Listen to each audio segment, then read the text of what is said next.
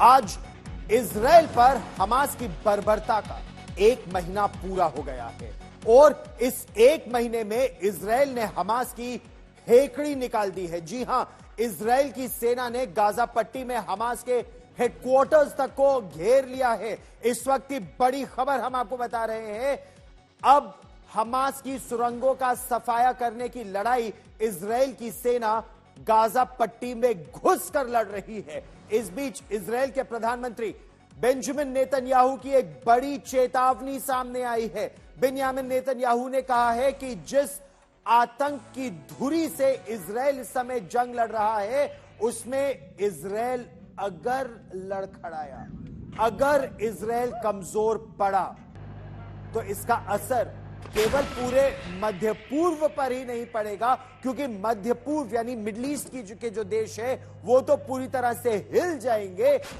अगली बारी यूरोप की होगी, जहां कट्टरपंथी सोच हावी होती जा रही है और कट्टरपंथी हावी हो रहे हैं। सबसे चिंताजनक हालात तो इस समय अमेरिका में है, जहां यहूदियों के खिलाफ नफरत और हमास के प्रति प्रेम दिख रहा है सड़कों पर।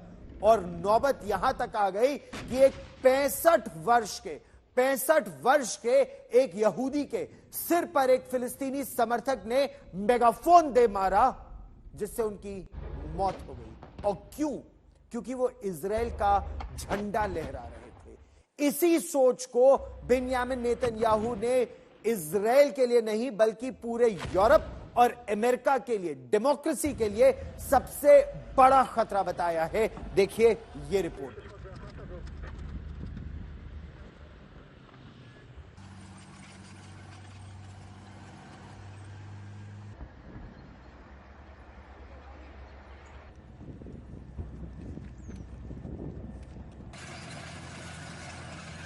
ये जमीनी स्थिति हम आपको इस समय दिखा रहे हैं। बीती रात जबरदस्त बमबारी हुई, जबरदस्त। अब तक की सबसे भीषण बमबारी पिछले 24 घंटों में हुई थी।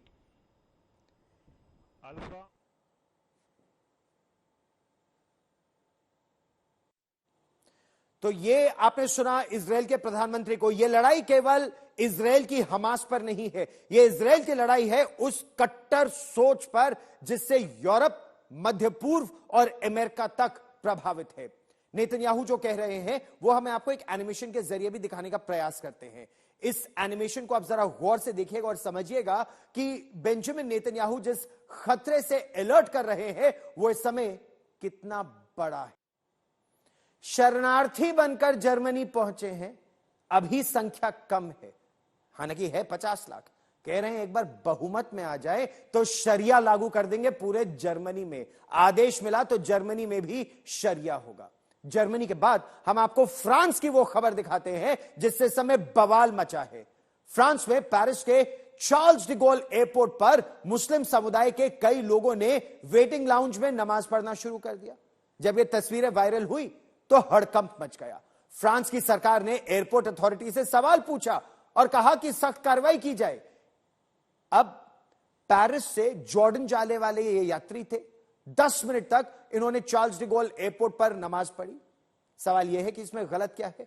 तो जवाब यह है कि जो पेरिस का चार्ल्स डी गोल एयरपोर्ट है, यहां पर प्रार्थना करने के लिए अलग अलग धर्मों के लोगों के लिए एक जगह निर्धारित है, एक अलग जगह निर्धारित है।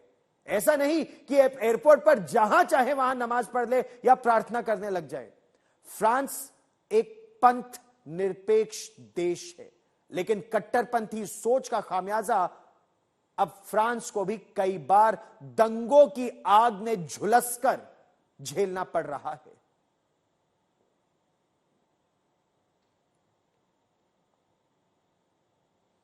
आपने जर्मनी की स्थिति देखी, आपने फ्रांस की स्थिति देखी। अब हम आपको दिखाते हैं यूरोप के वो 5 देश कौन कौन से हैं जहां मुस्लिम आबादी सबसे ज्यादा है। दूसरे देशों से आए प्रवासियों की वजह से यह तादाद बीते कुछ वर्षों में और तेजी से बढ़ी है और उसके साथ ही इन देशों में कट्टरपंथी हिंसा भी सामने आ रही है। हम सबसे पहले बात करते हैं फ्रांस की। फ्रांस में इस समय 60 लाख आबादी है मुसलमानों की। जर्मनी की बात कीजिए तो जर्मनी में 50 लाख यह आबादी पहुंच चुकी है। ब्रिटेन की बात कीजिए, और ब्रिटेन में अभी हाल फिलहाल में आपने देखा भी कुछ झड़पें भी हुई थी। 38 लाख है इस समय ब्रिटेन में मुस्लिम मूल के लोगों की आबादी। इटली की बात कीजिए तो यह आबादी अब बढ़कर 30 लाख हो चुकी है। स्पेन 12 लाख हो चुकी है। और इजरायल लगातार चेतावनी दे रहा है, अभी भी जाग जाओ, आंखें खोलो। अगर इजरायल हार गया तो यह कट्टरपंथी सोच, आपने जर्मनी में उस आदमी की बात सुनी कि वो शरिया लागू कर देंगे जर्मनी में अगर उनकी संख्या बढ़ती है। यूरोप में बढ़ते कट्टरवाद के खतरे से आगाह करने के लिए बिन्यामिन नेतन्याहू ने पूरे हौसले से कहा कि इजरायल की इस जंग में जीत पक्की है। उनकी सेना ने ग्राउंड ऑपरेशंस में न केवल हमास को घुटनों पर ला दिया है, बल्कि हिजबुल्लाह के हमलों का भी जवाब बखूबी दे रहे हैं। यानी इजरायल इस समय 2 मोर्चों पर लड़ रहा है। एक मोर्चे पर होल्डिंग ऑपरेशंस है, यानी हिजबुल्लाह के खिलाफ जब एक रॉकेट आता है तो पलटवार मिसाइल से होता है। लेकिन हमास घर में घुसकर इस समय इजरायल हमास के ठिकानों को ध्वस्त कर रहा है। 30 दिन हो गए हमास की इस बर्बरता को।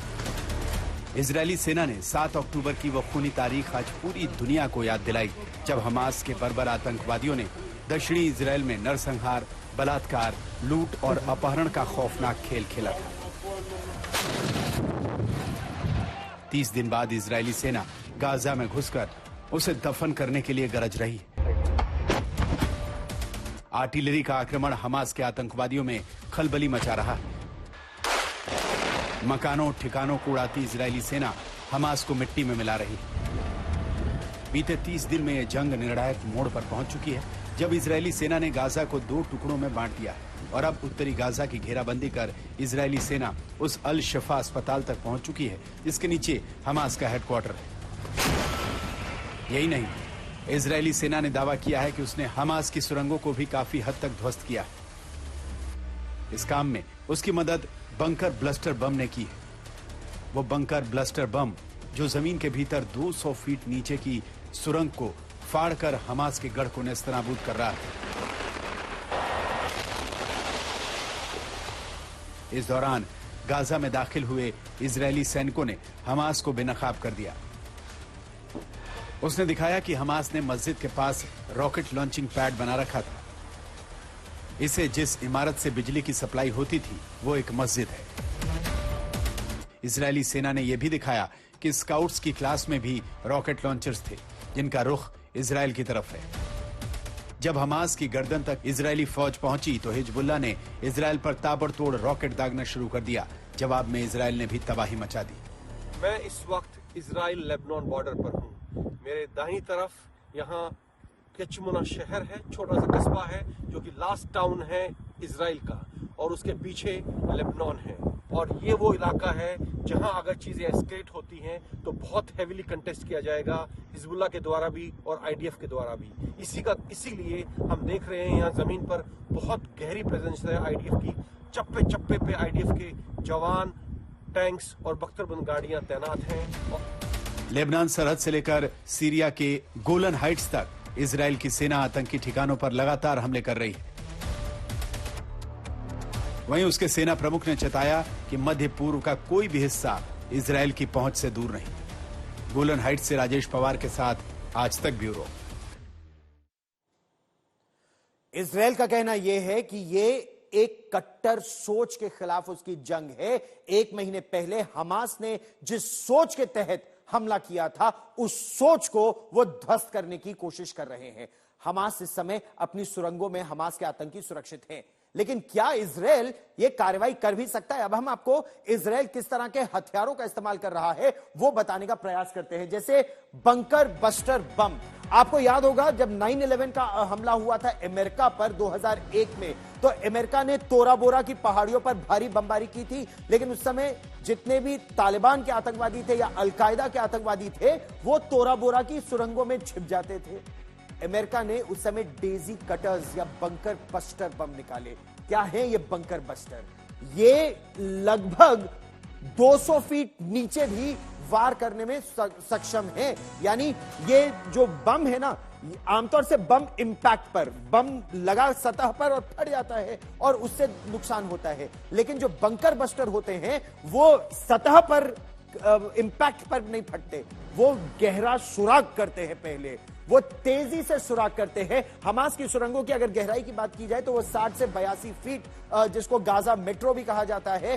सोचिए, सतह से 60 से 80 फीट नीचे उनकी सुरंगें हैं। कुछ सुरंगें तो 200 फीट नीचे तक भी हैं। ये जो बंकर बस्टर है ना, सबसे गहरी सुरंग 230 फीट नीचे है, यानी कई फ्लोर्स नीचे उनकी सुरंगें जाती हैं। बंकर बस्टर कई फीट अंदर जाता है और फिर फटता है। तो सतह पर तो एक बहुत छोटा सा इंपैक्ट होता है, सतह पर एक छोटा सा इंपैक्ट होता है, लेकिन सतह के नीचे बहुत तेजी से इंपैक्ट होता है। वहां पर जब यह फटता है तो बेहद गहरी तबाही मचाता है। और इन्हीं बंकर बस्टर्स का इस समय इस्तेमाल किया जा रहा है। स्पंज बम का इस्तेमाल किया जा रहा है, पीजीएम प्रिसिशन गाइडेड म्यूनिशन का, स्पाइस बॉम्ब्स का इस्तेमाल किया जा रहा है। जो स्मार्ट बॉम्ब्स हैं, एक जगह पर जाते हैं, तेजी से भेदते हैं सतह को और फिर फटते हैं। तो आज बिन्यामिन नेतन्याहू ने जिस कट्टरवाद के खतरे से दुनिया को आगाह किया, उसका शिकार अमेरिका भी हो रहा है।